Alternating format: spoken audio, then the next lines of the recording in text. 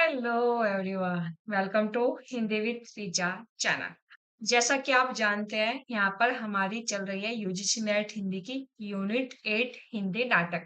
इसमें हम one by one कर कर डेली अपना एक नाटक कंप्लीट कर रहे हैं। आज की जो हमारी क्लास होगी उसका टॉपिक रहेगा अंधायुग नाटक। देखो, मैं आपको यहाँ पर बता देती हूँ माजरा क्या है। यहाँ पर यूजीसी नेट का एग्जाम देने जा रहे हो, या आप हरियाणा के असिस्टेंट प्रोफेसर एग्जाम की तैयारी कर रहे हो, या आप कोई भी स्टेट का सेट एग्जाम देने जा रहे हो, या आप कोई भी हिंदी का एग्जाम देने जा रहे हो और उसमें अंधायुग नाटक आपके सिलेबस में लगा हुआ है, तो एक क्लास आपके लिए उतनी यूजफुल है। क्योंकि जो नेट का एग्जाम होता है, जो नेट का सिलेबस होता है, वही जितने भी स्टेट में सेट का एग्जाम होता है उनका सिलेबस होता है। और हरियाणा वालों ने प्रोफेसर का वाला जो पेपर, जो अभी वैकेंसी आई है, उसमें जो सिलेबस है यूजीसी नेट वाला ही कॉपी पेस्ट किया है। तो इसलिए ये क्लास आपके लिए बहुत यूजफुल है यदि आप इनमें से कोई एग्जाम देने जा रहे हो। यहाँ पर मैं आपको बता देती हूँ, यूजीसी नेट हिंदी हिंदी नाटक का जो है मैंने यहाँ पर फ्री बैच लॉन्च किया है, जो कि बिल्कुल फ्री और आपके अपने YouTube channel Hindi with teacher पर डेली क्लास हो रही है। वन बाय वन कर कर हम अपनी इसमें क्लास कंप्लीट कर रहे हैं। अभी तक हम अंधेर नगरी नाटक, चंद्रगुप्त, स्कंदगुप्त, ध्रुव स्वामिनी, अंधायुग नाटक हमारा रह गया था। 12 सितंबर को क्लास नहीं हुई थी, ठीक है। उसके बाद हमने आधे अधूरे नाटक पढ़ लिया था, और कल वाला आषाढ़ का एक दिन नाटक भी हमारा बचा हुआ है। आप जानते हैं 15 तारीख को होती है छुट्टी, 15 तारीख का होता है संडे। तो मैंने आपको बोला था कोई क्लास नहीं होगी तो वो मैं आपको संडे को कवर करवा दूंगी। इसीलिए आज की क्लास में हम अंधायुग नाटक पढ़ने वाले हैं, और आषाढ़ का एक दिन नाटक भी जल्दी ही पढ़ लेंगे, या तो आज शाम को ही 7 बजे क्लास लेकर मैं आपको आषाढ़ का एक दिन नाटक पढ़ा दूंगी। जैसा हमारा शेड्यूल है वैसे ही चलता रहेगा। डेली आपकी सुबह 10 बजे क्लास होती है। मान लीजिए किसी दिन कोई क्लास नहीं हो पाती है तो मैं वो शाम को 7 बजे ले लेती हूँ, या फिर वो संडे में कवर आपका टॉपिक करवा देती हूँ। शेड्यूल यही रहेगा, ये सारे नाटक हम वन बाय वन कर कर कंप्लीट करेंगे, ठीक है। दूसरी बात, यहाँ पर दो बैच मैंने चलाए हुए हैं। दूसरा बैच है यूनिट 7 हिंदी कहानी पर, ठीक है। टाइमिंग है उसकी शाम को 4 बजे। वन बाय वन कर कर हम इसमें कहानी कंप्लीट कर रहे हैं। अभी तक हम धुलाई वाली, एक टोकरी भर मिट्टी, राही, ईदगाह, कानों में कंगना, उसने कहा था, 6 कहानी पढ़ चुके हैं। जैसा कि आप जानते हैं 12 सितंबर को यूजीसी नेट के आंसर की आई थी, तो क्लास नहीं हो पाई थी, मैंने पेपर सोल्व करवाया था उस दिन। तो आज है हमारा संडे 15 सितंबर, यानी आज शाम को जो 4 बजे क्लास होगी, ठीक है, और उसमें हम दुनिया का अनमोल रत्न कहानी पढ़ने वाले हैं। तो हमारा ये शेड्यूल ऐसे ही चलता रहेगा। आपकी डेली दो क्लास हो रही है, सुबह 4 बजे, बहुत सॉरी, सुबह 10 बजे और शाम को 4 बजे, ठीक है।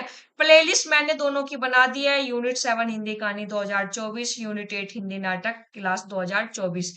प्लेलिस्ट जो है यहाँ पर जाकर ये इसलिए बनाई है, आपको इधर उधर ना भटकना पड़े। अभी तक जितनी क्लास हुई है आपको एक जगह मिल जाएगी, ठीक है। दूसरी इंपॉर्टेंट बात यह है, जो अभी हमारा हाल ही में यूजीसी नेट का पेपर हुआ था जून में, जो री एग्जाम हुआ था, दोनों पेपर मैंने आपको ऑफिशियल आंसर की से सोल्व करवा दिया है। तो जाकर इन पेपर को सोल्व कर लीजिए, और सिर्फ नेट वाला बच्चे ही नहीं, हरियाणा वाला एग्जाम देने जा रहे हो, यदि आप कोई भी ऐसा एग्जाम देने जा रहे हो, हिंदी का टीजीटी, पीजीटी हो, प्रोफेसर हो, एंट्रेंस एग्जाम हो, ठीक है, आपके लिए पेपर जरूरी है। ऐसा नहीं कि नेट वाले बच्चों के लिए, और नेट वाले बच्चों के लिए तो ये रामबाण पेपर है ही। आपको जब जिस एग्जाम की तैयारी कर रहे हो आपको पता होना चाहिए जो लेटेस्ट पेपर हुआ है उसका पैटर्न क्या था, कैसे क्वेश्चन आए थे, ठीक है। तो जाकर ये पेपर जरूर सोल्व कर लीजिएगा, और हर उस बच्चे तक पहुंचा दीजिएगा जो दिसंबर का एग्जाम देने जा रहा है, और जो जून में एग्जाम देकर आया और अपनी आंसर की मैच करना चाहते हैं ऑफिशियल आंसर की के द्वारा। मैंने आपको पूरा पेपर सोल्व करवाया हुआ है, ठीक। ये बात हुई पेपर की। अपनी दोनों बैच की, जो दोनों बिल्कुल फ्री बैच चल रहे हैं उनकी बात बता दी।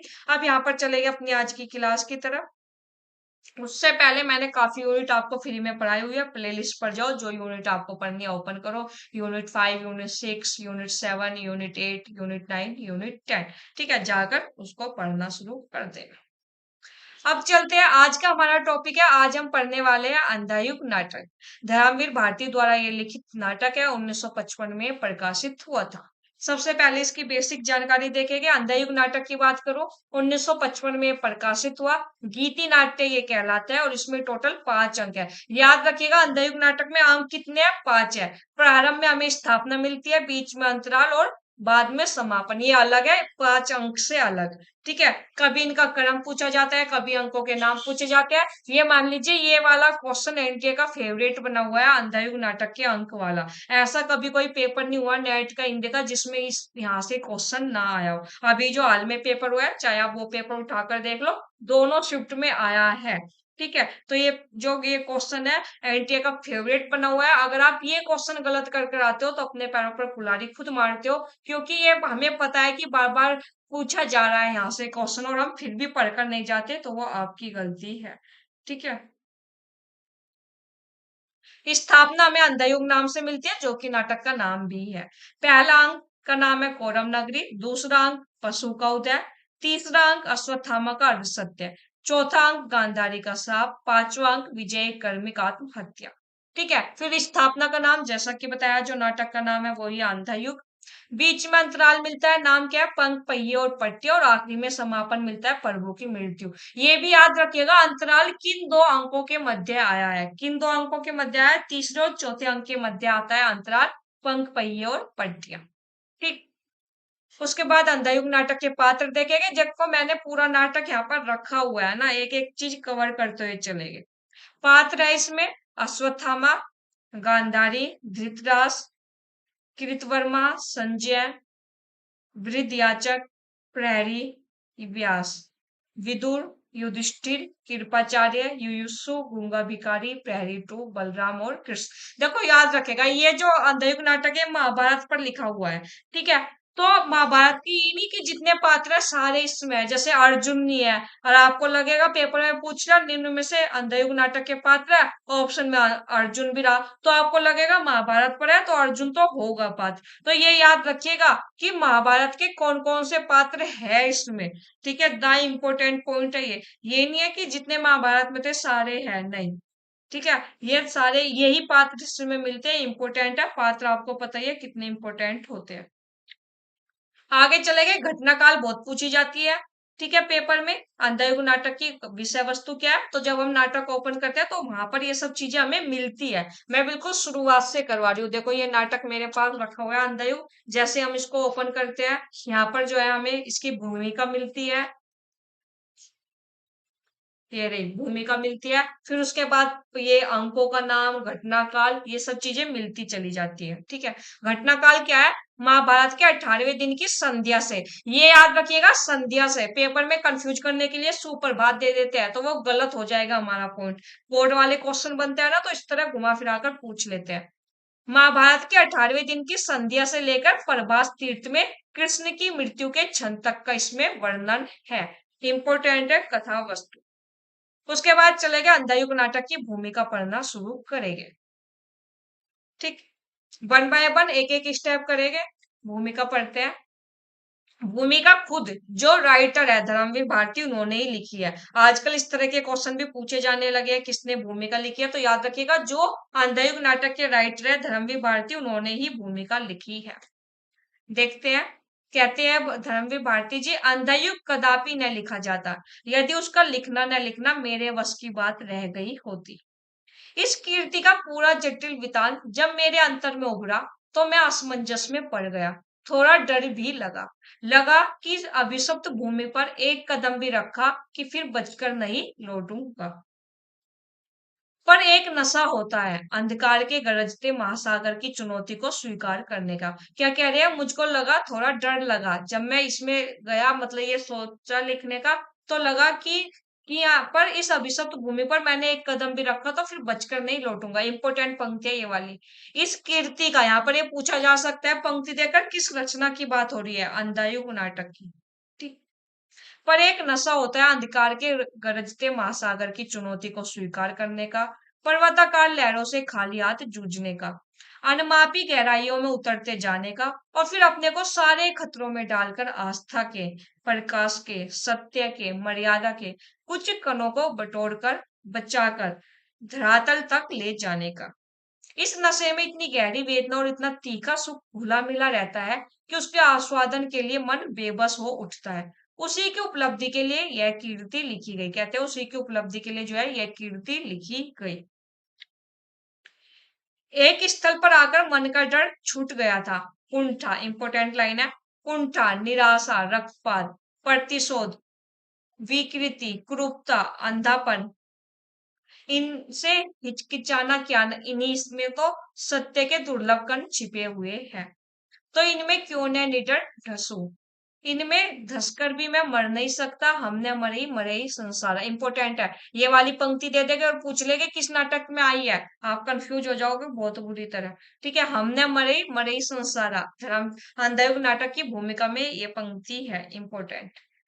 आ गया पर नहीं, संसार भी क्यों मरे, मैंने जब वेदना सबकी भोगी है, ये वाली पंक्ति देकर और ऑप्शन में शेखर एक जीवनी, अंधयुग नाटक, है ना, धरती धन्य अपना, ये तीन ऑप्शन दे देना, कंफ्यूज हो जाओगे क्योंकि तीनों में जो है एक भूमिका में ऐसी पंक्ति मिली है वेदना से संबंधित। ठीक है, मैंने जब वेदना सबकी भोगी है, तो जो सत्य पाया वह अकेले मेरा कैसे हुआ। एक धरातल ऐसा भी होता है जहां निजी और व्यापक का बाह्य अंतर मिट जाता है, वे भिन्न नहीं रहते, कहियत भिन्न है भिन्न। यह तो व्यापक सत्य है जिसकी निजी उपलब्धि मैंने की ही, उसकी मर्यादा इसी में है कि वह पुनः व्यापक हो जाए। धर्मवीर भारती किसके द्वारा लिखित है, एक पेज की भूमिका थी, धर्मवीर भारती द्वारा लिखित। ठीक, आगे चलते हैं। आगे अब भूमिका समाप्त हुई, लेकिन हमें नाटक में निर्देश मिलता है और यहाँ से आपके पेपर में क्वेश्चन पूछा जा चुका है, तो इसमें जो इंपॉर्टेंट पॉइंट है वो देखते हुए चलेंगे। देखो उसके बाद मैंने फिर स्थापना, फिर प्रथम अंक, सारी चीजें रखी हुई है। ठीक है, वन बाय वन कर सब चीज पढ़ते हुए चलेंगे। आगे चलते हैं, निर्देश देखेंगे, कुछ निर्देश दिए गए वो भी हमें बताते हैं, और ये आपके पेपर में एक पॉइंट यहाँ से पूछा भी जा चुका है। देखते हैं, इस दृश्य काव्य में जिन समस्याओं को उठाया गया है, उनके सफल निर्वाह के लिए महाभारत के उत्तरार्ध की घटनाओं का आश्रय ग्रहण किया गया है।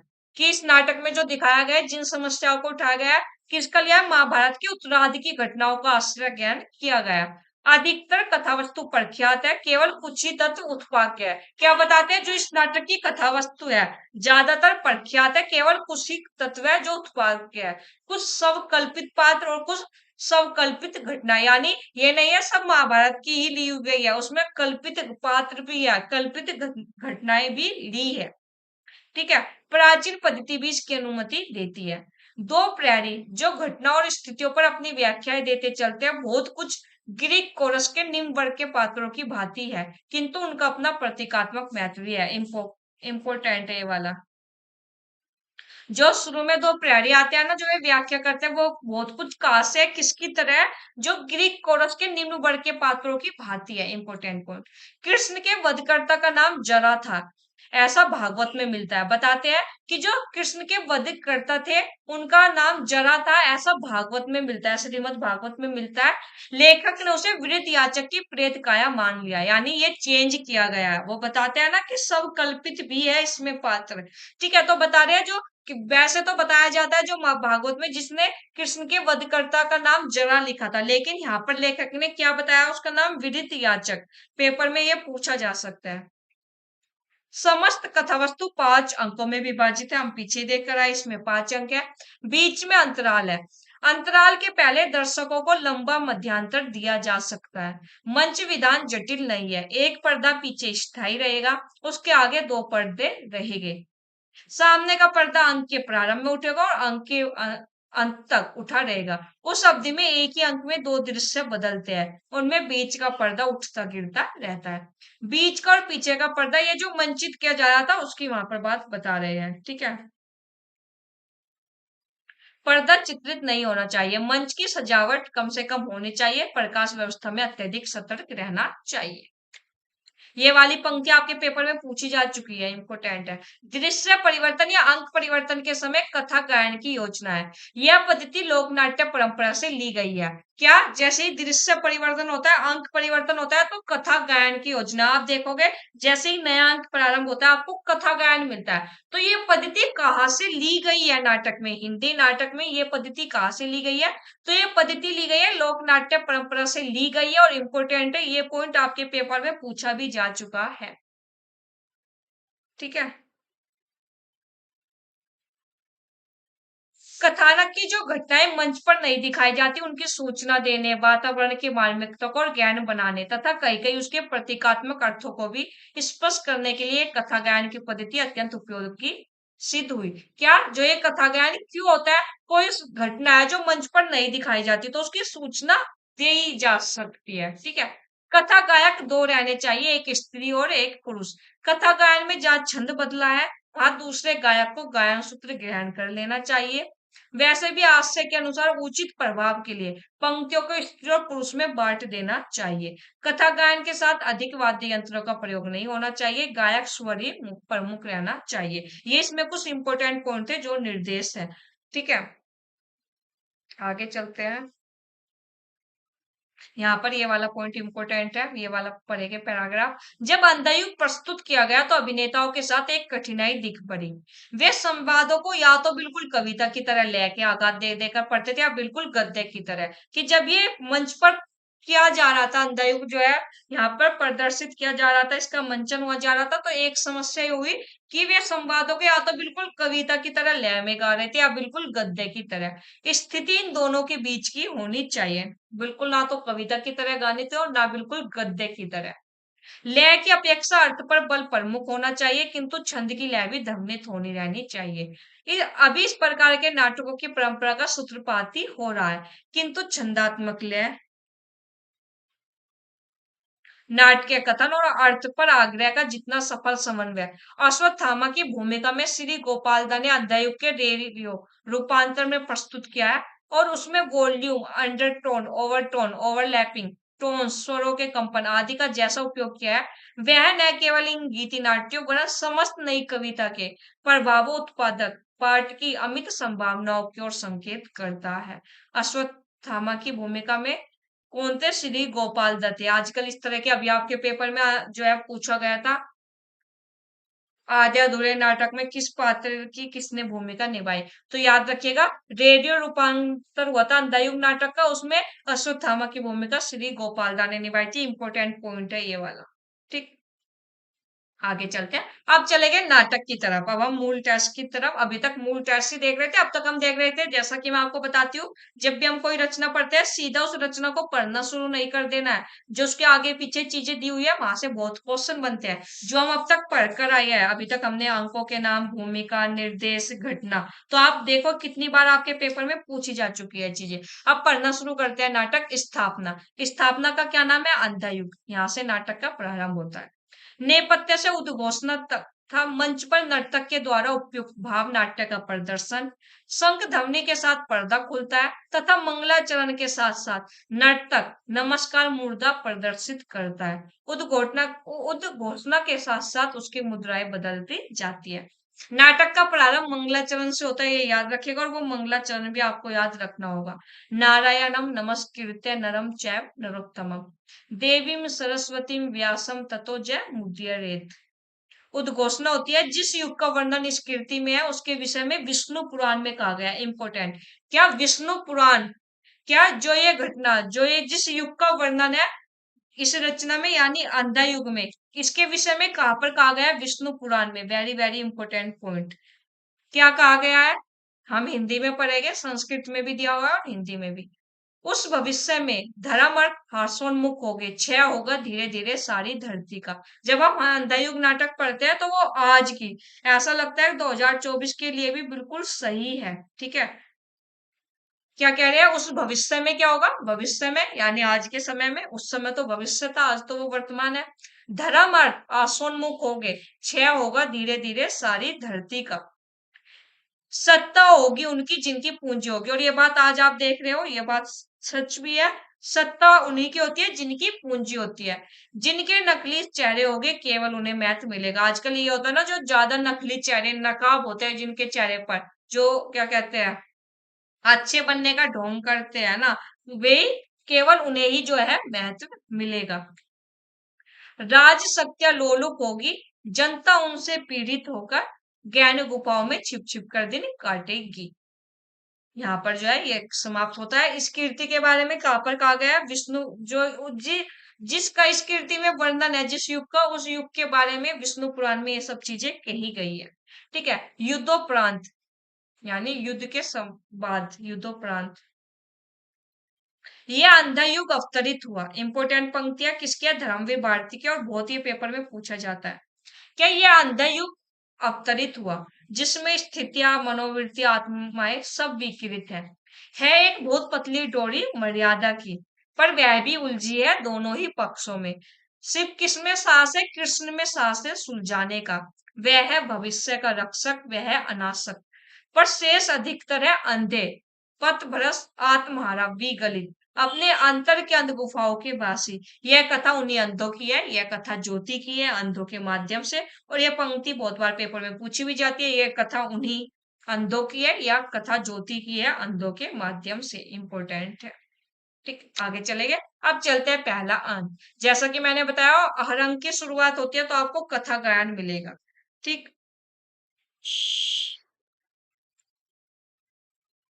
पहले अंक का नाम है कौरव नगरी।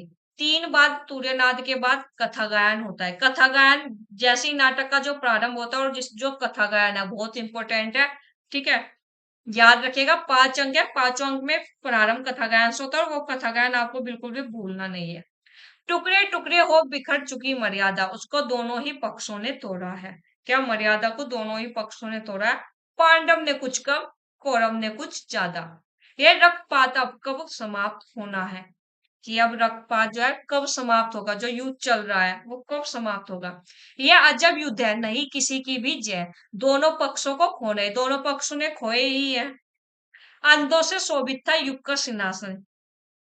अंधों से था भाई, धृतराष्ट्र अंधा था ना, उसी की बात हो रही है। क्या? अंधों से शोभित था युग का सिंहासन, दोनों ही पक्षों में विवेक ही हारा। दोनों ही पक्षों में जीता अंधापन, भय का अंधापन, ममता का अंधापन, अधिकारों का अंधापन जीत गया। जो कुछ सुंदर था, शुभ था, कोमलतम था, वह हार गया, द्वापर युग बीत गया। यानी एक युग जो है बीत गया। इंपॉर्टेंट है, बहुत इंपॉर्टेंट है। और ये पूरा गीत याद रखिएगा, क्योंकि आजकल तो क्रम वाले क्वेश्चन आने लगे हैं ना, तो उसमें भी पूछा जा सकता है। ठीक है, पर्दा उठने लगता है। यह महायुद्ध के अंतिम दिन की संध्या है, छाई चारों ओर उदासी गहरी। कौरव के महलों का सूना गलियारा है, घूम रहे केवल 2 बूढ़े प्रहरी। अब पर्दा उठता है, पर्दा उठाने पर स्टेज खाली है, दाई और बाई और पर्चे और डाल दिए, 2 प्रहरी है, अब वे गाते हैं। अब यहाँ से जो जो इंपोर्टेंट पंक्ति है वो मैं आपको बताते हुए चलूंगी। ठीक है, प्रहरी 1 कहता है, थके हुए हैं हम, पर घूम घूम कर पहरा देते हैं एक सूने गलियारे में।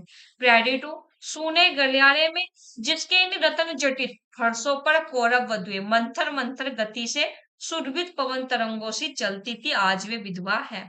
प्रहरी 1 कहता है, थके हुए हैं हम, इसलिए नहीं कि कई युद्धों में हमने भी बाहुबल दिखाया है, प्रहरी थे हम केवल 17 दिनों के लोमहर्षक संग्राम में भाले हमारे ये। 17, क्योंकि 18वें दिन का वर्णन है ना, यानी 17 दिन तो बीत चुके, आज 18वां दिन चल रहा है।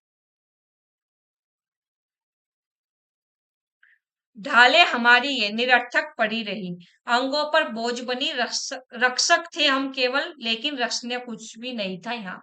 ये प्यारी 2 की पंक्ति इंपोर्टेंट है। रक्षण कुछ भी नहीं था यहाँ, संस्कृति थी एक बूढ़े और अंधे की, जिसकी संतानों ने महायुद्ध घोषित किए। वे उनके संतानों ने महायुद्ध घोषित किए, पांडव कौरव। जिसके अंधेपन में मर्यादा, गलित अंग वैश्य सी प्रजाजनों को भी रोगी बनाती फिरी उस संस्कृति। फिर कथा गायन होता है कुरुक्षेत्र से कुछ भी खबर नहीं आई, कि अब तक जो है कुरुक्षेत्र से कुछ भी खबर नहीं आई कि वहां क्या चल रहा है। जीता या हारा बचा कुचा कौरव दल, कि जो बचा कुचा कौरव दल है वो जीता या हारा, जाने किसकी लोथों पर जा उतरेगा यह नरभक्षी गिद्धों का भूखा बादल। अंतःपुर में मरघट किसी खामोशी, किस गांधारी बैठी है शीश झुकाए, सिंहासन पर धृतराष्ट्र मौन बैठे हैं, संजय अब तक कुछ भी संवाद न लाए। यानी सब इंतजार कर रहे हैं, कह रहे हैं कि संजय जो है कुछ भी अभी तक संवाद न लाया, अपना गांधारी बैठे है, धृतराष्ट्र भी बिल्कुल मौन बैठे हैं। आगे है धृतराष्ट्र, विदुर जीवन में प्रथम बार आज मुझे आशंका व्यापी है। वेरी इंपॉर्टेंट है। अब मैं आपको जो इंपॉर्टेंट पंक्ति है वो करवाते हुए चलूंगी। ठीक है, ये इंपॉर्टेंट है, धृतराष्ट्र की पंक्ति है कि जीवन में प्रथम बार आज मुझे आशंका व्यापी है। विदुर कहता है, भीष्म ने कहा था, गुरु द्रोण ने कहा था, इस अंतपुर में आकर कृष्ण ने कहा था कि मर्यादा मत तोड़ो, तोड़ी हुई मर्यादा कुचले हुए अजगर सी गुंजलिका में कौरव वंश को लपेटकर सूखी लकड़ी सा तोड़ डालेगी। कि सबने कहा था, ये याद रखेगा। विदुर कहता है ये पंक्ति, और ये पूछ ले किसने कहा था कि मर्यादा मत तोड़ो? तो भीष्म ने कहा, गुरु द्रोण ने कहा, कृष्ण ने कहा। इस तरह का क्वेश्चन बन सकता है और ये इंपॉर्टेंट है क्योंकि ये वाली पंक्ति विदुर के नाम पर काफी पूछी जा चुकी है। एक स्टेप आगे बढ़ेंगे तो इस तरह का ही क्वेश्चन यहाँ से बनेगा। आगे चलते हैं। धृतराष्ट्र कहता है, पर वह संसार शब्द अपने अंधेपन से उपजा था। मैंने अपने ही वैयक्तिक संवेदन से जो जाना था केवल उतना ही था मेरे लिए वस्तु जगत। इंपॉर्टेंट पंक्ति है धृतराष्ट्र की। इंद्रजाल की माया सृष्टि के समान घने गहरे अंधियारे में एक काले बिंदु से मेरे मन ने सारे भाव किए थे विकसित। मेरी सब वृत्तियां उसी से परिचालित थी। मेरा स्नेह, मेरी घृणा, मेरी नीति, मेरा धर्म बिल्कुल मेरा ही वैयक्तिक था। उसमें नैतिकता का कोई बाह्य मापदंड था ही नहीं। कौरव जो मेरी मानसिकता से उपजे थे वे ही थे अंतिम सत्य। मेरी ममता ही वहां नीति थी, मर्यादा थी। आगे धृतराष्ट्र कहता है, आज मुझे भान हुआ मेरी वैयक्तिक सीमाओं के बाहर भी सत्य हुआ करता है। इंपोर्टेंट पंक्ति। आगे फिर धृतराष्ट्र की यह पंक्ति दोबारा आती है। जीवन में प्रथम बार आज मुझे आशंका व्यापी है। वेरी इंपोर्टेंट पंक्ति। विदुर कहता है, ज्ञान जो समर्पित नहीं है अधूरा है। मनोबुद्धि तुम अर्पित कर दो मुझे। भय से मुक्त होकर तुम प्राप्त मुझे ही होगे, इसमें संदेह नहीं। किसने कहा था? विदुर कहता है, भय है तो ज्ञान है अधूरा भी प्रभु ने कहा था। प्रभु यानी कृष्ण। ठीक है। पंक्ति इंपोर्टेंट है। किसकी पंक्ति है? विदुर की पंक्ति है। आगे गांधारी की पंक्ति है ये, अर्पित कर दो मुझको मनोबुद्धि। उसने कहा है ये जिसने पितामह के बाणों से आहत हो अपनी सारी ही मनोबुद्धि खो दी थी। उसने कहा है ये। गांधारी जो है कृष्ण के बारे में कह रही है कि उसने कहा है ये जिसने मर्यादा को तोड़ा है बार बार, कि कृष्ण को बार बार खुद मर्यादा को तोड़ा है, उसने कहा है ये। आगे गांधारी कहती है, निर्णय के क्षण में विवेक और मर्यादा व्यर्थ सिद्ध होते आए हैं सदा। इंपोर्टेंट लाइन है। ये बात सच भी है कि जब निर्णय के क्षण में विवेक और मर्यादा व्यर्थ सिद्ध होते आए हैं सदा। हम सबके मन में कई एक अंत्य गैवर है, बर्बर पशु अंधा पशुवास वही करता है। इंपोर्टेंट है गांधारी की पंक्ति। फिर विदुर कहता है, कटु हो गई हो तुम गांधारी, पुत्र शोक ने तुमको अंदर से जो है यहाँ पर खाली कर दिया है। यानी भाई गांधारी अब जो है विरोध करती है मर्यादा का। जब भी आपको ऐसी पंक्ति मिलेगी ना जहां पर मर्यादा का विरोध हो रहा है, ठीक है, तो वो गांधारी की पंक्ति होगी, ये याद रखना। आगे चलते हैं। गांधारी की पंक्ति है, मैंने कहा था दुर्योधन से धर्म जिधर होगा वो मूर्ख उधर जाओगी। कि मैंने गांधारी, कि मैंने तो दुर्योधन से कहा था कि धर्म जहाँ होगा वहां जाओगी, लेकिन धर्म तो किसी और नहीं था। सभी थे अंधी प्रवृत्तियों से परिचालित। जिसको तुम कहते हो प्रभु, उसने जब चाह मर्यादा को अपने हित में बदल दिया। वंचक है कि जिसको तुम प्रभु कहते हो ना श्री कृष्ण, उसने तो जब अपनी मर्जी उसके अकॉर्डिंग जो है मर्यादा को अपने हित में बदल दिया जब भी उसने चाहा। आगे है याचक की पंक्ति है। याचक आता है, मैं भविष्य हूँ जो झूठा सिद्ध हुआ आज। कौरव की नगरी में मैंने मापा था नक्षत्रों की गति को। वृद्ध याचक कहते हैं, आज मैं झूठा सिद्ध हुआ। उसने भविष्यवाणी की थी। धृतराष्ट्र कहते हैं, याद मुझे आता है तुमने कहा था। किसने? वो कह रहे हैं उससे, वृद्ध याचक से, कि तुमने कहा था द्वंद ये अनिवार्य है क्योंकि उससे ही जय होगी कौरव दल की। तो इसलिए तो वृद्ध याचक कहता है कि मैंने मापा था नक्षत्रों की गति को, कौरव की नगरी को, पर लेकिन आज मैं झूठा सिद्ध हुआ। वृद्ध याचक कौन है? भविष्य है। कह रहा ना मैं वह भविष्य हूँ जो झूठा सिद्ध हुआ आज। कौरव की नगरी में मैंने ही मापा था नक्षत्रों को। तो धृतराष्ट्र कहता है, तुमने ही कहा था कि द्वंद अनिवार्य और जय होगी। तुमने कहा था जय होगी कौरव दल की। फिर याचक कहता है, मैं हूं वही, आज मेरा विज्ञान सब मिथ्या ही सिद्ध हुआ। सहसा एक व्यक्ति ऐसा आया।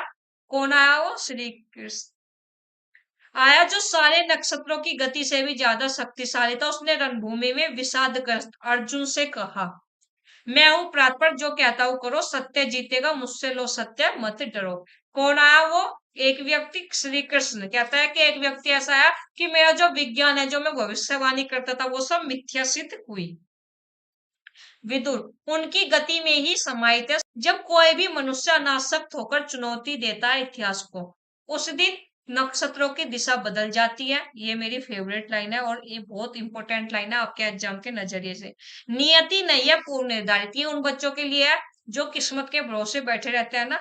कह रहे हैं कि नियति नहीं है पूर्व निर्धारित, उसको हर क्षण मानव निर्णय बनाता मिटाता है। वो आप लोग या मतलब कोई भी हर इंसान इंसान की बात करे तो वो हर चीज में कहता है जो नियति होगा, जो किस्मत में होगा वो होगा, नहीं। तो अब यहाँ से इस लाइन से बहुत ही अच्छी लाइन है, कह रहा है कि नियति किस्मत पूर्व निर्धारित नहीं है।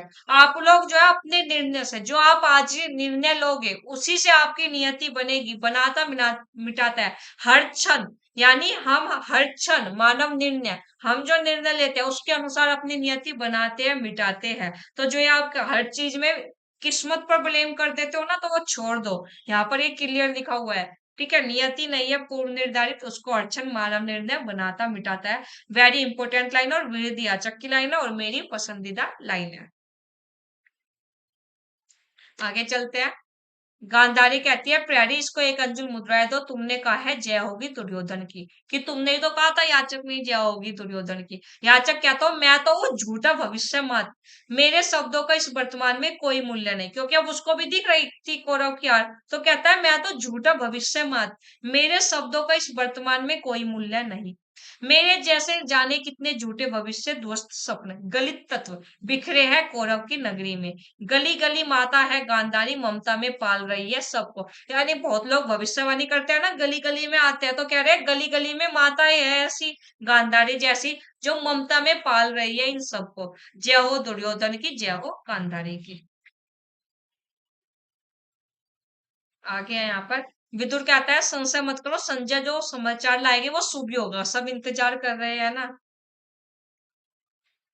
फिर यहाँ पर कथा गायन होता है। आसन राज्य वाली इस नगरी में सब नष्ट हुई पदितियां धीमे धीमे। ये शाम राज्य की भय की संशय की, बह गए तिमिर से ये सोने गलियारे, जिनमें पूरा झूठा भविष्य याचक सा है भटक रहा टुकड़े को हाथ पसारे।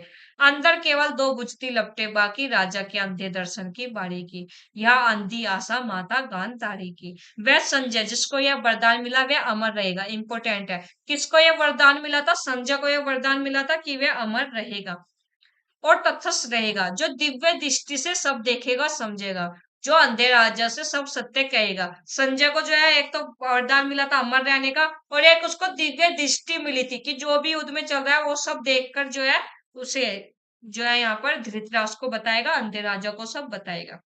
जो मुक्त रहेगा ब्रह्मास्त्रों के भय से, जो मुक्त रहेगा उलझन में संशय से, वह संजय भी इस मोह निशा से घिरकर है भटक रहा जाने किस कंटक पथ पर। अब पहला अंक है कौरव नगरी का दृश्य दिखाया गया है। गांधारी और धृतराष्ट्र इंतजार कर रहे हैं कि अभी तक कोई सूचना नहीं आई है, संजय ने भी कुछ नहीं बताया। तो नाटक पहले अंक के समाप्ति पर बता रहे हैं कि संजय भी मोह निशा से घिर रहा है, भटक रहा है जाने किस पथ पर। आगे चलते हैं। अब दूसरे अंक का प्रारंभ होता है, पशु का उदय, कथा गायन होता है।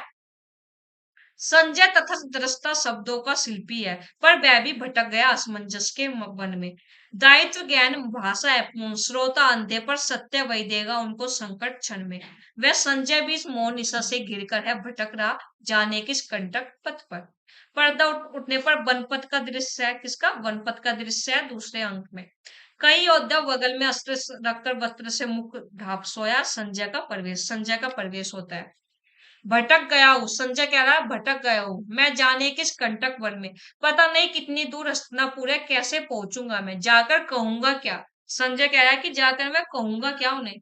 इस लज्जाजनक पराजय के बाद भी क्यों जीवित बचा हूं मैं, कि ये जो ये पराजय हुई है युद्ध में, अभी उन्हें तो नहीं पता गांधारी और को, वे तो इंतजार कर रहे हैं कोई समाचार लाएगा, लेकिन संजय को तो पता है कि मैं क्या बताऊंगा जाकर, किस लज्जाजनक पराजय के बाद भी क्यों जीवित बचा हूं। कैसे कहूं मैं, कमी नहीं शब्दों की आज भी, मैंने ही उनको बताया है युद्ध में घटा जो जो। कह रहा है शब्दों की कमी नहीं है, मैंने तो अब तक जो 17 दिन का युद्ध बीता है मैंने तो उन्हें सब बताया है, लेकिन आज अंतिम पराजय के अनुभव ने जैसे प्रकृति ही बदल दी है सत्य की। कृत वर्मा, डरो मत मैं हूं कृत वर्मा, जीवित हो संजय तुम, पांडव योद्धाओं ने छोड़ दिया जीवित तुम्हें। कृतवर्मा कहता है डरो मत मैं हूँ कृतवर्मा, क्या तुमको जीवित छोड़ दिया पांडव ने? तो संजय कहता है जीवित हूँ। आज जब कोसों तक फैली हुई धरती को पाट दिया अर्जुन ने, भूलुंठित कौरव बंदों से शेष नहीं रहा एक भी जीवित कौरव वीर, यानी एक भी कौरव वीर जो है जीवित नहीं रहा। सात यकी ने मेरे भी वध को उठाया अस्त्र, अच्छा था मैं भी यदि आज नहीं बचता शेष, किंतु कहा व्यास ने मरेगा नहीं संजय वध्य है। कि कैसा यह श्राप दिया मुझे व्यास ने दिया। व्यास ने किसको दिया था? संजय को दिया था अमर रहने का, ठीक है, कह रहा है सात यकीन है, ये वाला पॉइंट भी इंपॉर्टेंट है, मेरे भी वध को उठाया अस्त्र था। ठीक, लेकिन मुझको तो वरदान प्राप्त है कि मैं मरूंगा नहीं, व्यास ने दिया हुआ है। कृपाचार्य कहते हैं जीवित है केवल हम तीन आज, कि अब केवल हम तीन लोग जीवित है। कौन कौन? कृपाचार्य कौरव दल से, कृपाचार्य, कृतवर्मा और अश्वत्थामा। यहाँ पर ये पंक्ति देकर पूछा जा सकता है किन तीन लोगों की बात हो रही है। तो एक तो कृपाचार्य, कृतवर्मा, अश्वत्थामा, कौरव दल से बस अब ये तीन जीवित है। रथ से उतरकर जब राजा दुर्योधन ने नतमस्तक होकर पराजय स्वीकार किया, अश्वत्थामा ने यह देखकर उसी समय उसने मोड़ दिया अपना धनुष। अश्वत्थामा की पंक्तियां, उस दिन से मेरे अंदर भी जो शुभ था, कोमलतम था, उसकी भ्रूण हत्या युधिष्ठिर के अर्धसत्य ने कर दी। धर्मराज होकर वे बोले नरिया कुंजर। आपको याद है ना अश्वत्थामा? युधिष्ठिर जो है कहता है मेरी भ्रूण हत्या, उसकी भ्रूण, युधिष्ठिर के अर्ध सत्य ने, आधा सत्य बोला था युधिष्ठिर ने, आप जानते होंगे। अश्वत्थामा, एक तो अश्वत्थामा गुरु जो द्रोण है उनके पुत्र का नाम था अश्वत्थामा, और एक हाथी का नाम था। तो गुरु द्रोण को जो है मारने के लिए वहां पर युधिष्ठिर ने बोला अश्वत्थामा मारा गया। ये तो बिल्कुल तेज बोला, फिर बाद में बोला हल्का सा लेकिन हाथी। ठीक, तो यहाँ पर जो है गुरु द्रोण को लगता है कि उनके पुत्र की मृत्यु, इसलिए वे अपने जो है शस्त्र जो है त्याग देते हैं। तो वही वाला यहाँ पर है। आपने अगर महाभारत देखी होगी तो आप इस नाटक को समझ पा रहे होगे अच्छे से। मानव को पशु से उन्होंने पृथक नहीं किया। क्या? मानव को पशु से उन्होंने पृथक नहीं किया। उस दिन से मैं हूं पशु मात, अंध बर्बर पशु की। उस दिन से भाई, उस दिन उन्होंने मानव और पशु में अंतर नहीं किया, उसको अलग नहीं किया। तो उस दिन से मैं हूं पशु मात्र, अंध बर्बर पशु। किंतु आज मैं भी एक अंधी गुफा में हूँ, भटक गया। अब वो भी भटक रहा है, गुफा या प्राज्ञ की। दुर्योधन सुनो, सुनो द्रोण सुनो, मैं या तुम्हारा अश्वत्थामा, कायर अश्वत्थामा, शेष हूं अभी तक जैसे रोगी मुर्दे के मुख में शेष रहता है। कहता है कि दुर्योधन सुनो, गुरु द्रोण सुनो, जो है मैं अभी बचा हुआ अश्वत्थामा, मैं लूंगा सबका बदला।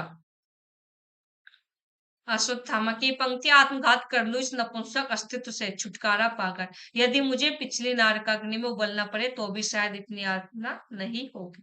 ठीक है, किंतु नहीं, जीवित रहूंगा मैं अंधे बर्बर पशु सा। वाणी हो सत्य धर्मराज की, मेरी इस पसली के नीचे दो पंजे उगाए, मेरी ये पुतलियां बिना दांतों के चीख खाए, पाए जिसे वध केवल वध, केवल वध अंतिम अर्थ बने मेरे अस्तित्व का। अश्वत्थामा की पंक्ति। आगे है, संजय कहता है फिर भी रहूंगा शेष, फिर भी रहूंगा शेष। ठीक है, आगे चलते हैं, इंपॉर्टेंट पंक्ति देखेंगे। अश्वत्थामा की है, कृतवर्मा के बंधन में छटपटाता हुआ, तथा माथुर में योद्धा नहीं हूं, बर्बर पशु हूं। ये वाली पंक्ति इंपॉर्टेंट है।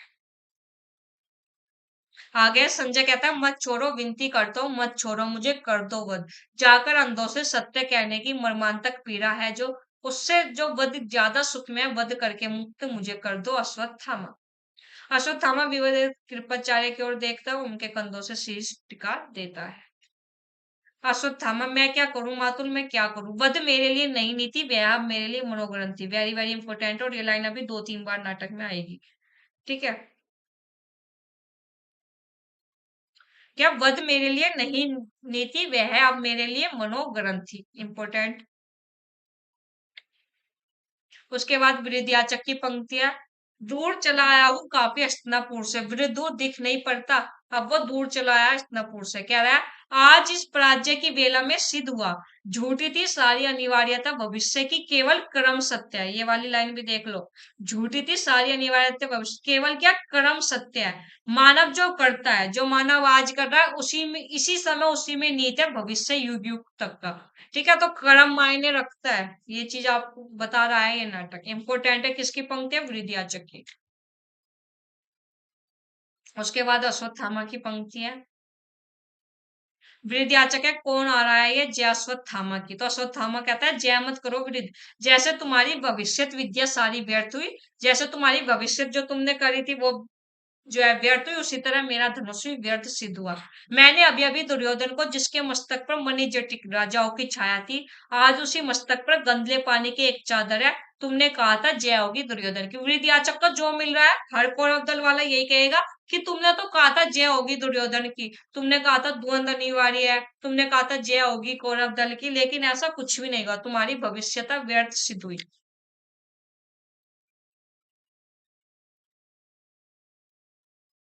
अब भी मैं कहता हूँ, वृद्ध हूँ थका हूँ। किसकी पंक्ति है? वृद्ध की। कह रहा है अब भी मैं थका हूँ, पर जाकर कहूंगा मैं, नई है प्राज्य दुर्योधन की, इसको तुम मानो नए सत्य की उदय वेला की। ये प्राज्य दुर्योधन की नहीं है, इसको तुम एक नए रूप में देखो, तुम मानो नए सत्य की उदय वेला हो रही है। मैंने बताया था उसको झूठा भविष्य, अब जाकर उसको बतलाऊंगा वर्तमान से स्वतंत्र कोई भविष्य नहीं। इंपॉर्टेंट, क्या? वर्तमान से स्वतंत्र कोई भविष्य नहीं। अब भी समय है दुर्योधन, समय अब भी है, हर क्षण इतिहास बदलने का क्षण होता है। वेरी इंपॉर्टेंट पंक्ति है, किसकी है? वृत्त याचक। आगे अश्वत्थामा कहता है, मैं क्या करूंगा है, मैं क्या करूंगा वर्तमान जिसके मैं हूं और मेरी प्रतिहिंसा है। एक अर्धसत्य ने युधिष्ठिर के मेरे भविष्य की हत्या कर डाली है, किंतु नहीं, जीवित रहूंगा मैं, पहले ही मेरे पक्ष में नहीं है निर्धारित भविष्य। अगर कह रहा है कि मैं जीवित रहूंगा और वृद्ध की ओर बढ़ने लगता है। अश्वत्थामा, मैं क्या करूं मातुल, वध मेरे लिए नई नीति, वह अब मनोग्रंथि। फिर वही पंक्ति आती है, इंपोर्टेंट है अश्वत्थामा की।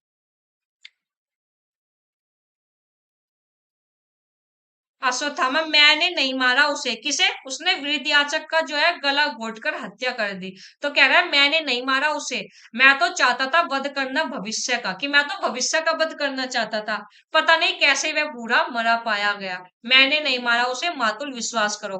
तो अश्वत्थामा किसकी हत्या करता है? अश्वत्थामा हत्या करता है वृद्धयाचक की। और कैसे? गला घोट कर। ठीक है, तो कहता है मैंने नहीं मारा उसको, मैंने तो सिर्फ केवल वध किया भविष्य का। वो भविष्यवाणी करता था ना, भविष्य में जय होगी दुर्योधन की, जय होगी कौरव दल की, और क्या कहते हैं द्वंद अनिवार्य, ये सब उसने बताया था। तो उसने, अश्वत्थामा ने जो है हत्या कर दी वृद्धयाचक की। कहता है पता नहीं कैसे वह बूढ़ा मरा पाया गया, मैंने नहीं मारा उसे। कृपा सारे सो जाओ कृतवर्मा, पहरा मैं देता रहूंगा आज रात भर। फिर यहाँ पर एक कथा गायन होता है दूसरे अंक की समाप्ति पर। जिस तरह बाढ़ के बाद उतरती गंगा तट पर तजाती विकृति सब दिखाया, वैसे ही तट पर तज अश्वत्थामा को इतिहासों ने खुद नया मोड़ अपनाया। वह छटी हुई आत्माओं की रात, वह भटकी हुई आत्माओं की रात, यह टूटी हुई आत्माओं की रात। इस रात विजय में मंदोमद पांडवगण, इस रात विवश छिपकर बैठा दुर्योधन। यह रात गर्म में तने हुए माथों की, यह रात हाथ पर धरे हुए हाथों की। आ गया तीसरा अंक, अश्वत्थामा का अर्ध सत्य। दो हमने अब तक देख लिए, पहला कौरव नगरी, दूसरा पशु का उदय। तीसरा अंक है अश्वत्थामा का अर्ध सत्य। प्रारंभ होता है कथा गायन से। देखते हैं।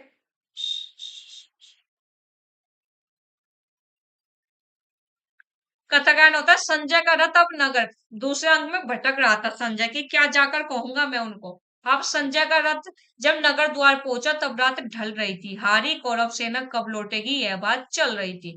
संजय से सुनते सुनते युद्ध कथा हो गई सुबह। क्या? संजय से कथा सुनते सुनते सुबह हो गई। पाकर यह ज्ञान व्यथा गांधारी पत्थर थी, उस श्रीहत मुख पर जीवित मानव सा कोई चिन्ह न था। दोपहर होते होते हिल उठा नगर, खंडित रथ टूटे छकड़ों पर लदकर। थे लौट रहे ब्राह्मण स्त्रियां चिकित्सक, विधवाएं बोने बूढ़े घायल जर्जर। जो सेना रंग बिरंगी ध्वजा उड़ाते रोंगते हुए धरती को गगन कपाते थी गई। युद्ध को 18 दिन पहले उसका यह रूप हो गया आते आते। पर्दा उठता है, प्रहरी खड़े हैं, विदुर का सहारा लेकर धृतराष्ट्र प्रवेश करते हैं। धृतराष्ट्र, देख नहीं सकता हूं पर मैंने छू छू कर अंग भंग सैनिकों को देखने की कोशिश की। बहा के पास से हाथ जब कट जाता है लगता है कैसा जैसे मेरे सिंहासन का। धृतराष्ट्र, गूंगों के सिवा आ और कौन बोलेगा मेरी जय। इंपॉर्टेंट लाइन है, किसके? धृतराष्ट्र के, और बहुत इंपॉर्टेंट है, पेपर में पूछी जाती है। आ गया विदुर, उनकी आंखों में आंसू भी नहीं है। किसके? भाई गांधारी ने इतने समाचार, उसने उनके सब पुत्रों की हत्या हो चुकी है, तो जाहिर सी बात है आंसू भी नहीं है। न शोक है न क्रोध है, जरूरत पत्थर सी वे बैठी है सीढ़ी पर। युयुत्सु आता है, डरने में उतनी यातना नहीं है जितनी वह होने में है, जिससे सबसे सब केवल भय खाते हो। वैसा ही मैं हूं आज, यह है मेरा महल, मेरे पिता। उसका प्रयास होता है, कहता है यातना नहीं है जितनी वह होने में, जिससे सबसे कब सब केवल भय खाते हो, वैसे ही मैं हूं आज। यह है मेरे माँ, मेरे पिता मेरी माता, लेकिन कौन जाने यहाँ स्वागत हो मेरा, एक जैन मुझे भाले, एक जैर भूजे भाले से। कि यहाँ स्वागत हो मेरा, लेकिन कौन जाने यहाँ स्वागत हो। प्रहरी वर्ग, ये तो युयुत्सु है, पुत्र धृतराष्ट्र के युद्ध में, जो लड़े, जो युधिष्ठिर के पक्ष में। कहता है प्यारी, अरे ये वो युयुत्सु है जो है किसकी तरफ से लड़ा युद्ध में, है तो धृतराष्ट्र का पुत्र, लेकिन युधिष्ठिर की तरफ से लड़ा था। युयुत्सु, मेरा प्रायश्चित इतना है, क्या, कि मेरा अपराश्रित इतना है, सत्य पर राम है द्रोण भीष्म, सबके सब महारथी नहीं जा सके दुर्योधन के विरुद्ध, फिर भी मैंने कहा पक्ष में सत्य का नहीं लूंगा, मैं भी हूँ कौरव, पर सत्य बड़ा है कौरव वंश से। इंपोर्टेंट है कौन, यूसुफ, कि गुरु द्रोण भीष्म भी नहीं जा पाए, लेकिन मैं सत्य की तरफ खड़ा रहा, इसलिए मैं पांडव की तरफ लड़ा। आगे है कि उसको कहते हैं, मैं भी सह लेता यदि सब उच्च श्रृंखलता दुर्योधन की, आज मुझे इतनी घृणा तो न मिलती अपने ही परिवार से। माता खड़ी होती बाह फैलाए, चाहे पराजित ही मेरा माथा होता, भले ही जो है मैं हार जाता, लेकिन माता मेरा स्वागत करती है ना, बाएं फैलाए खड़ी होती मेरी माता, लेकिन अब तो वे मुझे घृणा की दृष्टि से देख रहे हैं। विदुर, विदुर कहता है, इस पर विषाद मत करो युसु, अज्ञानी भय डूबे साधारण लोगों से, बड़ी वेरी इंपॉर्टेंट लाइन है, कह रहे अज्ञानी भय डूबे साधारण लोगों से यह तो मिलता ही है सदा उन्हें, जो कि एक निश्चित परिपाटी से होकर पृथक अपना पथ अपने आप निर्धारित करते हैं। ये आज के लिए भी है, मतलब आप दूसरी सेंस में लोगे तो देखोगे आज के समय में भी क्या होता है, अगर आप अपना रास्ता अपना आप चुनते हो और बिल्कुल अलग, मतलब कोई आपके परिवार में ऐसा नहीं कर रहा, आप बिल्कुल एक अलग रास्ता चुनते हो, तो जाहिर सी बात है जो है आपको उनसे जो है मिलेगा, जो है उनसे घृणा भी मिलेगी, ठीक है, उनके नाम भी सुनने होंगे, ठीक है, सब होगा। तो वो कहता है कि ये तो है, ये तो मिलता ही है सदा, अगर कोई एक निश्चित परिपाटी से अलग होता होकर जो है अपना पथ अपने आप निर्धारित करता है।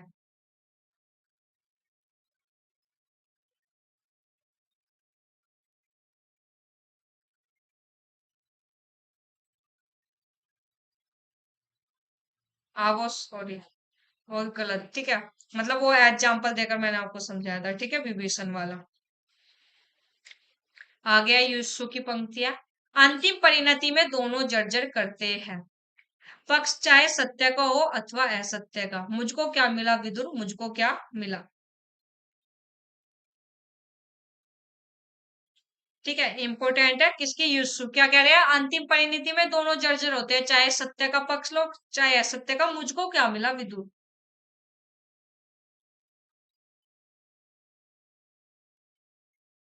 आगे है यहाँ पर युसु कहते हैं, मैं ही अपराधी हूँ, ये एक अश्वारोही कौरव सेना का मेरे अग्निबाणों से झुलस गए थे घुटने, इसके नस क्या खुद मैंने, जिसका जीवन वह कैसे अब मेरे ही करुणा स्वीकार करे, मेरी यह परिणति हो।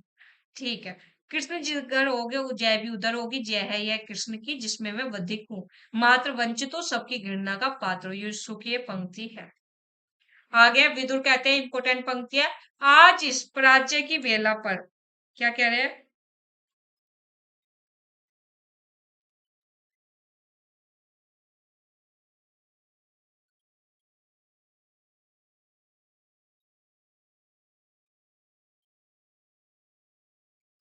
विदुर कह रहे हैं, आज इस पराजय की सेवा में पता नहीं जाने क्या झूठा पड़ गया कहा, सबके सब कैसे उतर आए अपनी धूरी से आज, एक एक कर सारे पहिए हैं उतर गए जिससे, वे बिल्कुल निकम्मी धूरी तुम हो, क्या तुम हो प्रभु। इंपोर्टेंट है विदुर की जो है ये पंक्ति है।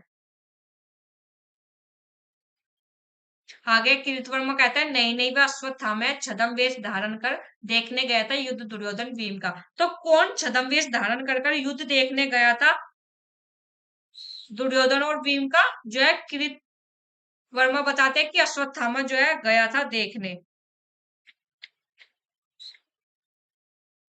आगे है यहाँ पर पंक्ति, महत्वपूर्ण पंक्ति, यहाँ पर जो है ये तीसरा अंक जो है हमारा यहाँ पर समाप्त होता है।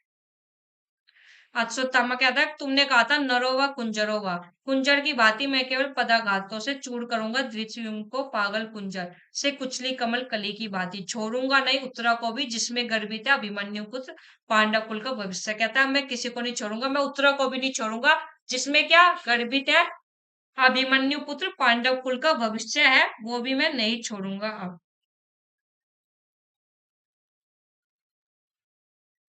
आ गया अंतराल, पंख पहिए और पट्टिया के नाम से अंतराल आता है, वृद्धयाचक प्रवेश करता है स्टेज पर, मकड़ी के जाले जैसी प्रकाश रेखाएं और कुछ कुछ प्रेतलोक सा वातावरण। पहले मैं झूठा भविष्य था, वृद्धयाचक था, अब मैं प्रेतात्मा हूँ। क्या कह रहा है वो वृद्धयाचक की? पहले तो मैं झूठा भविष्य था, वृद्धयाचक था, अब मैं प्रेतात्मा हूँ। अश्वत्थामा ने मेरा वध किया था, जीवन एक अनवरत प्रवाह है और मौत ने मुझे वहां पकड़कर किनारे खींच लिया है। अब मैं तटस्थ रूप से किनारे पर खड़ा हूं और देख रहा हूं कि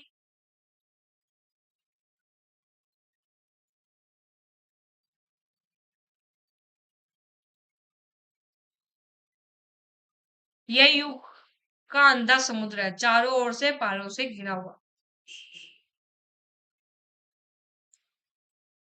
क्या कहता है? पंख पहिए पट्टिया में सबसे पहले वो झूठा भविष्य आता है, कहता है मैं वृद्धयाचक था लेकिन अब प्रेतात्मा हूँ, अश्वत्थामा ने जिसका वध किया। उसके बाद आगे चलते हैं। आगे फिर कहते हैं मैं हूँ युयुत्सु, मैं उस पहिए की तरह हूँ जो पूरे युद्ध के दौरान रथ में लगा था, पर जिसे अब लगता है कि वह गलत दूरी में था क्योंकि वो कौरव के साथ न होकर पांडव के साथ था। ठीक है, तो कहता है मैं हूँ युयुत्सु जो पहिए की तरह हूँ जो पूरे युद्ध के दौरान रथ में लगा था लेकिन एक गलत धुरी में लगा था। उसके बाद आगे कहते हैं, फिर संजय कहता हूँ मैं संजय हूँ जो कर्म लोक से बहिष्कृत हूँ, जो मैं दो बड़े पहियों के बीच लगा हूं, मैं दो बड़े पहियों के बीच लगा हूं, एक चौथा छोटा निरर्थक शोभा चक्र है जो बड़े पहियों के साथ घूमता है। वो फिर अगला कहता मैं विदुर हूँ, कृष्ण का अनुगामी भक्त और नीतिज्ञ है, पर मेरी नीति साधारण स्तर की है और युग की सारी स्थितियां असाधारण है और मेरा सुर संशय ग्रस्त है क्योंकि लगता है कि मेरे प्रभु उस निकम्मी दूरी की तरह है जिसके सारे पहिए उतर गए हैं, जो खुद घूम नहीं सकती। पर संशय पाप है, मैं पाप नहीं करना चाहता। नेपथ्य में घंटियों की ध्वनि और ये मोरपंख उड़ता हुआ स्टेज पर गिरता है। वृद्ध उसे उठाकर यह कहता है यह क्या है? मोरपंख। गांधारी को आश्वासन देकर हस्तिनापुर से लौटते हुए कृष्ण के किरीट से लगता है यह पंख गिर पड़ा है। यानी श्री कृष्ण गया है गांधारी के पास। अब चौथा अंक प्रारंभ होता है, गांधारी का श्राप। इसी अंक में जो है गांधारी श्राप देती है कृष्ण को। वे शंकर थे, वे रौद्रवेशधारी विराट प्रलयंकर थे जो शिविर द्वार पर दिखे अश्वत्थामा को अनगिनत विष भरे सांप भुजाओं पर बांधे। वे रोम रोम में अगणित महाप्रलय साधे जो शिविर द्वार पर दिखे अश्वत्थामा को, बोले वे जैसे प्रलय में एक गर्जन स्वर, मुझको पहले जीतो तब जाओ अंदर। युद्ध किया अश्वत्थामा ने पहले, है कौन जो दिव्य अस्त्रों को सहले। सरशक्ति प्रास नाराज गदाई सारी, लोग क्रोधित हो अश्वत्थामा ने मारी। वे उनके एक रोम में समा गई, सब वह हार मान वंदना लगा करने तब। अश्वत्थामा का स्वर। वे आशुतोष से हाथ उठाकर बोले अश्वत्थामा तुम विजयी हो गए, निश्चय हो चुका पांडवों के पुण्यों का अक्षय। मैं कृष्ण प्रेमवश अब तक इनकी रक्षा करता था, मैं विजय दिलाता, इनमें नया पराक्रम भरता था, पर कर अधर्मवत द्वार उन्होंने स्वतः मृत्यु के खोले। वे आशुतोष से हाथ उठाकर बोले। आगे चलते हैं।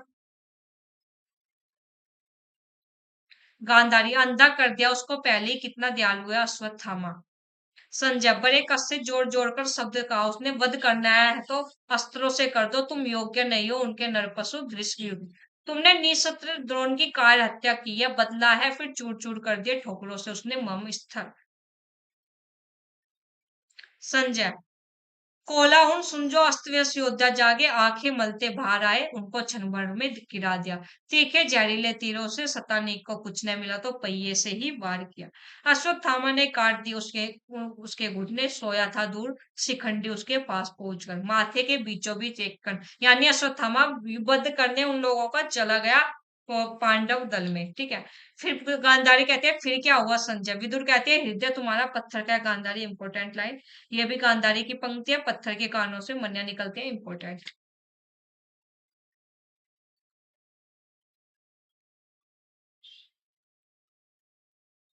अश्वत्थामा, यहाँ पर ये पंक्ति इंपोर्टेंट है, कहता है नहीं स्वामी नहीं हूं, मैं हूँ अभ्यंतिकारी। मैंने प्रतिशोध ले लिया ऋषियुग से पिता की पाप हत्या का, किंतु अब भी आपका प्रतिशोध नहीं लिया है। शेष है अभी भी, मैंने प्रतिशोध तो ले लिया लेकिन अभी भी बाकी है उत्तरा, जिसमें जो है पांडव दल का भविष्य है, पांडव का भविष्य जन्म देगी जो पांडव उत्तराधिकारी को, किंतु स्वामी अपना कार्य पूरा करूंगा मैं सूर्य लोक में जब द्रोण से मिले आप कहे। अश्वत्थामा, किसका चीत्कार है यह? माता गांधारी। मैं कहता हूँ धैर्य रखो, जैसे तुम्हारी कोख कर दिया पुत्रहीन कृष्ण ने, वैसे ही मैं उत्तरा को कर दूंगा पुत्रहीन, जीवित नहीं छोड़ूंगा उसको मैं। कृष्ण चाहे सारी योग माया से रक्षा करे कि मैं जो है उत्तरा के पास, जो उत्तरा के पेट में जो है पांडव का उत्तराधिकारी है, उसको मैं जीवित नहीं छोड़ूंगा, चाहे कृष्ण जितनी भी योग माया लगा दे, जितनी भी रक्षा करे उसकी, मैं नहीं छोड़ूंगा। संजय, आंखें नहीं खुलती है अंधों को सत्य दिखाने में, क्या मुझको भी अंधा ही होना है? संजय, जो व्यास ने उसको दिव्य दृष्टि दी थी थोड़ी सी अवधि के लिए, आज से कभी भी सीमित दृश्य जगत से मैं तृप्ति नहीं पाऊंगा, सीमाएं तोड़कर अनंत में समाहित होने को प्यासी मेरी आत्मा रहेगी सदा। आगे कथा गायन होता है। वे छोड़ चले कौरव नगरी को निर्जन, वे छोड़ चले वे रतन जटित सिंहासन, जिसके पीछे था युद्ध हुआ इतने दिन, सूनी राहें चौराहे या घर, आंगन जिस स्वर्ण कक्ष में रहता था दुर्योधन, उसमें निर्भय वन पशु करते थे विचरण, वे छोड़ चले कौरव नगरी को निर्जन। कर्ण ने अपने 100 मृत पुत्रों का तर्पण, क्या अब वे जो जा रहे हैं, धृतराष्ट्र जा रहे हैं, गांधारी जा रहे हैं, क्या जा रहे हैं भाई, जो उनके पुत्र जो मरे हैं इस युद्ध में, उनका तर्पण करने 100 मृत पुत्रों का। आगे रथ पर कौरव विधवाओं को ले है चली जा चुकी कौरव सेना सारी, पीछे पैदल आते हैं शीत झुकाए, धृतराष्ट्र युष्यु विदुर संजय गांधारी। क्रम से आते हैं लोग, और आजकल क्रम वाले क्वेश्चन पूछे जा रहे हैं, तो याद रखना कौन कौन, धृतराष्ट्र युष्यु विदुर संजय और गांधारी धीरे धीरे चलते हुए ऊपर आते हैं। धृतराष्ट्र एक बार लड़खड़ाते हैं, भाई जाहिर सी बात है, अपने 100 मृत पुत्रों का तर्पण करने जा रहे हैं, तो लड़खड़ाएगा तो है ही पिता, ठीक। धृतराष्ट्र कहता है वृद्ध है शरीर और जर्जर है, चला नहीं जाता, इंपॉर्टेंट है धृतराष्ट्र की पंक्ति। गांधारी, और जब पुत्र वह पराक्रमी यशस्वी संजय, चलो यही रहने दो युयुत्सु को, पुत्र कहीं छिप जाओ प्राण बचाओ, अब तुम ही हो आश्रय अपने अंधे पिता वृद्ध माता के। आगे चलते हैं।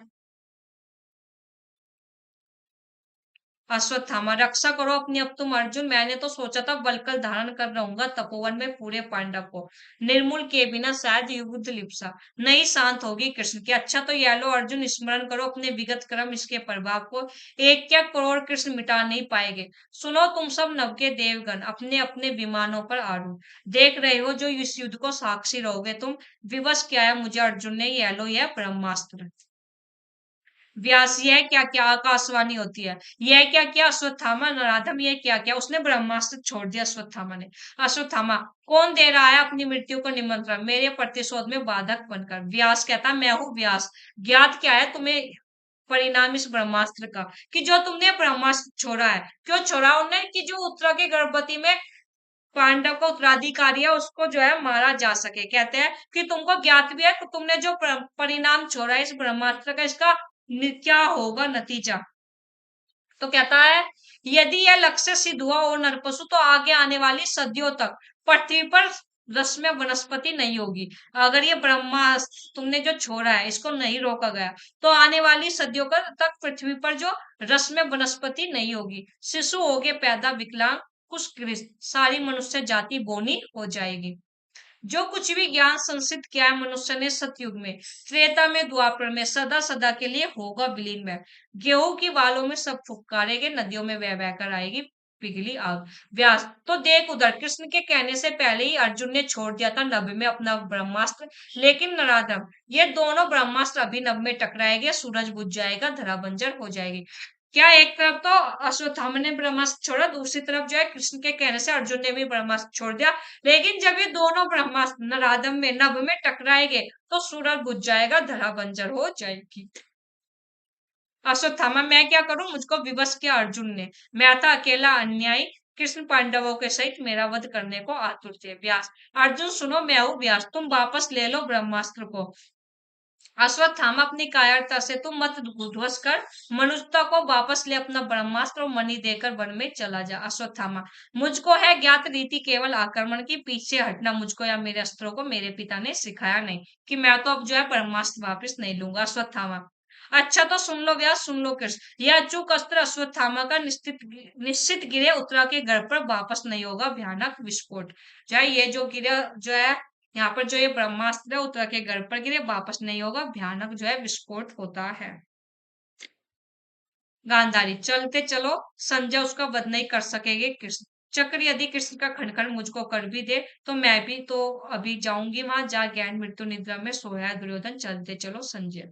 धृतराष्ट्र, वक्स तुम मेरी आयु लेकर भी जीवित रहो, अश्वत्थामा का ब्रह्मास्त्र यदि गिराया उत्तरा पर तो कौन जाने एक दिन युधिष्ठिर सब राजपाट तुमको ही सौंप दे। यीशु, और इस तरह अश्वत्थामा की पशुता मेरा खोया हुआ भाग्य फिर लौटा लाए, नहीं पिता नहीं, इतना ही दंशन क्या काफी नहीं है इस अभाग्य को। विदुर, बोले वे यदि यह ब्रह्मास्त्र गिरता है तो गिरे, लेकिन जो मुर्दा शिशु होगा उत्पन्न उसे जीवित करूंगा मैं देकर अपना जीवन। विदुर, केवल भ्रूण हत्या का साप उसे दिया और उससे मणि ले ली, मणि देकर लेकर साप खिन्मन अश्वत्थामा नतमस्तक चला गया। इंपोर्टेंट विदुर का। यीशु, मुझको आशंका है माता गांधारी सुनकर प्राज्ञा अपने अश्वत्थामा की। विदुर, माता धैर्य धारण करे, कवच या मिथ्या का केवल स्वयं किया हुआ मर्यादित आचरण कवच है जो व्यक्ति को बचाता है। माता, इंपोर्टेंट लाइन। उसके बाद विदुर, माता उसे जाने दे, वह अश्वत्थामा है, दंड दिया उसे दिया भ्रूण हत्या का कृष्ण ने, श्राप दिया उसको कि जीवित रहेगा वे। क्या श्री कृष्ण ने अश्वत्थामा को यह श्राप दिया था? क्या दिया था? कि तुम जीवित रहोगे हमेशा, लेकिन हमेशा जख्म ताजा रहेगा, प्रभु चक्र उसके तन पर रक्त सूना घूमेगा।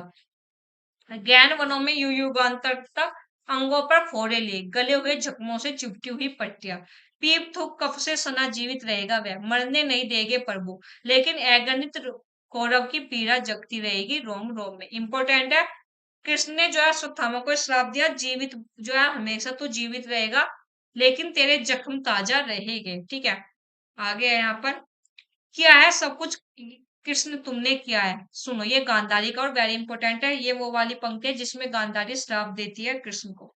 कहता है किया है यह सब कुछ कृष्ण तुमने किया है, आज तुम भी सुनो। यह तपस्विनी गांधारी अपने सारे जीवन के पुण्यों का, अपने सारे पिछले जन्मों के पुण्यों का बल लेकर कहती हूँ कृष्ण सुनो, यह तुम यदि चाहते हो तो रुक सकता था युद्ध, यदि तुम चाहते तो यह युद्ध रुक सकता था। मैंने प्रसव नहीं किया था कंकाल व्यय, इंगित पर तुम्हारे ही भीम ने अधर्म किया, क्योंकि क्यों नहीं तुमने वे साप दिया भीम को जो तुमने दिया निरपराध अश्वत्थामा को। तुमने क्या है प्रभुता का दुरुपयोग, कि तुमने प्रभु का जो है दुरुपयोग किया है। यदि मेरी सेवा में बल है, संचित तप में धर्म है, तो सुनो कृष्ण, प्रभु हो या प्रातपर हो, कुछ भी हो, सारा तुम्हारा वंश, कृष्ण को यह श्राप देती है गांधारी। इंपोर्टेंट है कि जो सारा तुम्हारा वंश है इसी तरह पागल कुत्तों की तरह एक दूसरे को परस्पर फाड़ खाएगा। तुम खुद उनका विनाश करके कई वर्षों बाद किसी घने जंगल में साधारण व्याध के हाथों मारे जाओगे, कि तुम किसी साधारण व्याध के हाथों मारे जाओगे, तुम्हारा पूरा वंश आपस में जो है एक दूसरे को फाड़ खाएगा, प्रभुओं पर मारे जाओगे पशुओं की तरह, भले ही तुम प्रभु हो, लेकिन मारे जाओगे पशुओं की तरह। इंपोर्टेंट, गांधारी जो है कृष्ण को ये श्राप देती है। आगे कृष्ण धमनी होती है, कहता है माता प्रभु हो या प्रात पर पुत्र हो तुम्हारा, तुम माता हो, कि भले ही प्रभु लेकिन पुत्र हो तुम्हारा, तुम माता हो मेरी। मैंने अर्जुन से कहा सारे तुम्हारे कर्मों का पाप पुण्य योगक्षेम में बहन करूंगा, कि मैंने अर्जुन से कहा जो भी ये पाप पुण्य है तुम्हारे कर्मों का वो सब मैं बहन करूंगा अपने कंधों पर। 18 दिनों के इस भीषण संग्राम में कोई नहीं, केवल मैं ही मरा हूं। वो प्रभु है, कहता है कि कोई नहीं मरा, वो बार बार मैं ही तो मरा हूं। जितनी बार जो भी सैनिक भूमि से आई हुआ कोई नहीं था, वह मैं ही था। गिरता था घायल होकर जो रणभूमि में अश्वत्थामा के अंगों से, रक्त पीप श्वेत बनकर बहूंगा, मैं ही युगांतर तक जीवित रहूंगा। कि जो अश्वत्थामा जो जीवित रहेगा वो मैं ही तो जीवित रहूंगा, क्योंकि मैं प्रभु हूँ। ठीक है, तो यानी जो लोग मरे वो सब बार बार मैं ही तो मरा हूँ, जो मृत्यु भी तो मैं ही घूमा। श्राप या तुम्हारा स्वीकार है, जो ये श्राप था गांधारी का, कृष्ण जो है स्वीकार कर लेता है। जब तक मैं जीवित हूँ पुत्रहीन नहीं हो तुम, प्रभु या प्रात पर पुत्र हो तुम्हारा, तुम माता हो। कृष्ण की धमनी। इंपोर्टेंट, गांधारी रोते हुए मैंने क्या किया विदुर, अब वो श्राप देने के बाद पछता रही है कि मैंने ये क्या किया विदुर। फिर कथा गायन होता है, स्वीकार किया यह श्राप कृष्ण ने जिस क्षण से, उस क्षण से ज्योति सितारों की पड़ गई मंद, युग की संचित मर्यादा निष्प्राण हुई, श्रीहीन हो गए कवियों के सब वर्ण छंद। यह श्राप सुना सबने पर भय के मारे, माता गांधारी से कुछ नहीं कहा, पर युग संध्या की कलुषित छाया जैसा यह श्राप सभी के मन पर टंगा रहा। यानी फोर्थ अंक में जो है गांधारी श्री कृष्ण को श्राप दे देती। आ गया पांचवा अंक, विजय कर्मिक आत्महत्या। अंतिम अंक है विजय कर्मिक आत्महत्या। कथा गायन होता है, दिन हफ्ते मास व्रत बीतते, ब्रह्मास्त्रों से झुलसी धरती यद्यपि हो गई हरी भरी। अभिषेक युधिष्ठिर का संपन्न हुआ, युधिष्ठिर का अभिषेक हुआ, फिर से पर पाने सकी कोई शोभा कौरव नगरी। सब विजयी थे, सब थे विश्वास ध्वस्त, थे सूत्रधार खुद कृष्ण किंतु थे श्रापग्रस्त। इस तरह पांडव राज्य हुआ आरंभ किया, इस तरह जो है पांडव का राज्य आरंभ हुआ। आरंभ पुण्यात अस्त व्यस्त थे भीम बुद्धि से मन प्रकृति से अभिमानी। अर्जुन थे असमय विदित, नकुल थे अज्ञानी, सहदेव हृदय विकसित थे, सहसव से अपने थे। एक युधिष्ठिर जिनके चिंतित माथे पर थे लदते हुए भावी विकृत युग के सपने। थे एक वही जो समझ रहे थे क्या होगा जब श्रापग्रस्त प्रभु का होगा देहावसान, कि जब प्रभु का देहावसान हो जाएगा तब क्या होगा। जो युग हम सबने रन में मिलकर बोया है, जब वह अंकुर देगा ढक लेगा सकल ज्ञान। सीढ़ी पर बैठे घुटनों पर माथा रखे अक्सर डूबे रहते थे निष्फल चिंतन में, देखा करते थे सुनी सुनी आंखों से भार फैले फैले निस्तब्ध तिमिर खन में।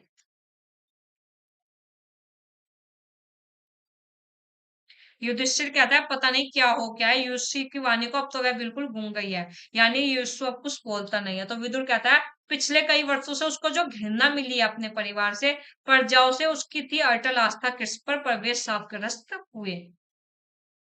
युधिष्ठिर भोगी है उसने ही यातना, अपने ही बंधुजनों के विरुद्ध जीवन का दाव लगा देना, पर अंत में विश्वास टूट जाना, लांछन पाना और वह भी न कर पाना किया जो नरपशु अश्वत्थामा ने।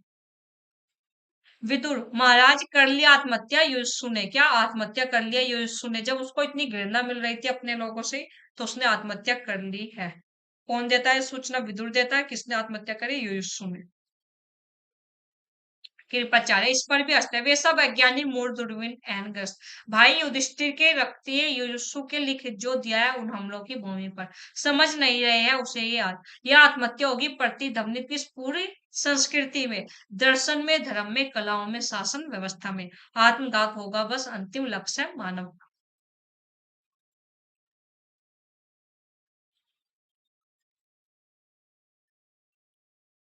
ठीक है, यहाँ पर पांचवा अंग जो है समाप्त होता है। अब है समापन प्रभु की मृत्यु। यहाँ पर जो है प्रभु की मृत्यु होती है, यानी श्री कृष्ण के यहाँ से समापन होता है। देखते हैं यहाँ पर व्याध तीर छोड़ देता है, कहता है ना व्याध के आते उसकी मृत्यु होगी। व्याध जो है तीर छोड़ देता है, एक ज्योति चमक कर बुझ जाती है, बंसी के एक हिचको की तरह बार बार उठकर टूट जाती है, अश्वत्थामा का टाल संजय शीतकाल का अर्धमूर्छ सा गिर जाता है अंधेरा। यहाँ पर हमारा अंक जो है समाप्त होता है। समापन बुझ गए सभी नक्षत्र, छा गया तिमिर ज्ञान, वह और भयंकर लगने लगा भयंकर वन। जिस क्षण प्रभु ने प्रस्थान किया द्वापर युग बीत गया, उस क्षण क्या द्वापर युग बीत गया। प्रभु इन धरा पर आस्था, कलयुग ने रखा प्रथम चरण, वह और भयंकर लगने लगा भयंकर वन। क्या द्वापर युग जो है अब बीत गया, अब कलयुग ने रखा प्रथम चरण। यहाँ पर जो है द्वापर युग बीत गया कृष्ण की मृत्यु के साथ ही। और उनकी मृत्यु कैसे हुई, जैसे गांधारी ने श्राप दिया था कि एक साधारण व्याध के हाथों मारे जाओगे, तो वो मारा गया। यहाँ पर हमारा जो है समाप्त होता है।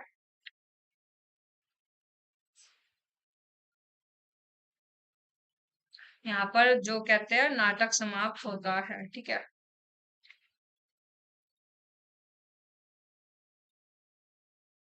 आप यहाँ पर ये आलोचनात्मक समीक्षा अंधाधुन नाटक की, एक तो ये कथा वाला है तो हमने देख ही लिया। एक तो ये वाला याद रखिएगा बच्चन सिंह की बुक से, आधुनिक एक सशक्त आधुनिक त्रासदी है, इम्पोर्टेंट है। एक ये वाला पॉइंट किया तनावों का नाटक है संघर्ष का नहीं, ये भी आपके पेपर में पूछा जा चुका है। बस किसकी पंक्ति है, बच्चन सिंह के अंधाधुन नाटक के बारे में। यहाँ पर हमारा अंधाधुन नाटक समाप्त होता है। अंधेर नगरी, चंद्रगुप्त, स्कंदगुप्त, स्वामिनी, अंधायुग आधे अधूरे। कल की क्लास में हम पढ़ेंगे अंजू दीदी नाटक, और आज शाम को 4 बजे क्लास होगी जिसमें हम पढ़ने वाले हैं दुनिया का अनमोल रत्न कहानी। ठीक, साथ ही मैंने यहाँ पर प्लेलिस्ट बना दी है, सभी नाटक सभी कहानी आपको एक जगह मिल जाएगी जितनी अभी तक क्लास हुई है। साथ ही यहाँ पर जो है जितने भी मैं वो जो अभी हमारा जून वाला पेपर हुआ था 27 अगस्त को, दोनों शिफ्ट का पेपर सोल्व करवा दिया, जाकर देख लीजिएगा। प्लेलिस्ट बना दी है, नेट हिंदी सोल्व पेपर 2024 रिया जाओ। ठीक, जाकर इन पेपर को सोल्व कर लीजिएगा।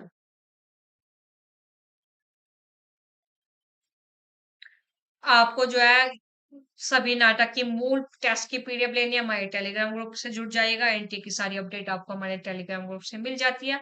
आपको क्लास अच्छी लगी, यूज़फुल लगी, क्लास को शेयर कर दीजिएगा और आपको हमारे चैनल से हेल्प हो रही है, तो हमारे चैनल को सब्सक्राइब और शेयर कर दीजिएगा। मिलते हैं शाम को 4 बजे, तब तक के लिए बाय, टाटा, धन्यवाद।